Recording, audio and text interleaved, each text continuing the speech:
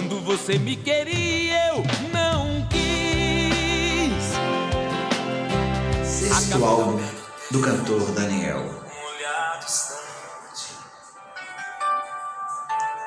Esse álbum foi lançado no ano de 2002 pela Warner Music.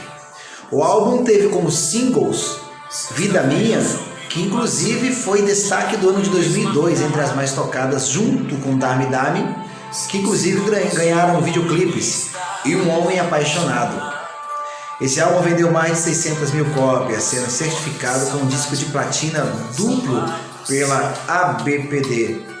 As canções que acompanharam esse álbum de Daniel foi a canção Homem Apaixonado, canção essa escrita por Lucimar, grande cantor aí de Tocantins.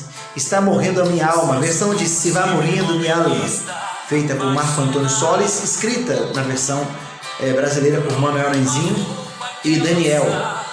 1 Milhão de Fantasias, canção essa de Peninha e de Killer. Esse álbum aí, O Homem Apaixonado, aquele álbum do Daniel sentado no sofá. Teve a canção também O Coração em 1 Milhão, de Danimar, HP e Olinto Muniz. A canção Dame Dame, canção essa que é uma versão escrita por Roberto Sorocking e Pablo Chovny, escrita no Brasil, a versão por Carlos Randall e Mário Campanha, grande produtor Mário Campanha e grande compositor Carlos Randall. O Amor é Poderoso, canção essa que você vê ali Darcy Rossi escrevendo sozinho. Incrível, né? Saudoso Darcy Rossi. A canção Vida Minha, que foi destaque do ano de 2002, escrita por Peninha. A canção Só o Amor, versão de Só o Amor, escrita originalmente por Donato, feita a versão no Brasil por Manuel Nanzinho Pinto e Daniel.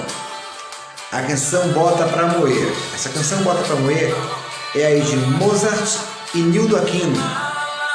Canção Cowboy da Madrugada, de César Augusto e César Rossini e Gil Gerson. Um Gato que Vai, ou seja, Um Gato Negro Blue, versão essa feita por Carlos Cola, versão da música internacional. Uma das canções mais lindas do Brasil, que é uma versão também, o mais importante é o verdadeiro amor. Canta Vloglia de Lei, versão de Rob Fatinetti e Valério Negrini, escrita no Brasil por Fernando Ador. A canção também Palavras, canção essa escrita aí por Carlos Randall e Randallzinho. Brasil, Samba e Forró, canção essa escrita por Chico Amado, Xodó e Nildo Farias. E também Estourou um Cano, essa escrita por Rick. A canção Esperança, escrita por Luiz Schiavon, Nil Bernardes e Marcelo Barbosa. E por aqui estamos conectados sempre.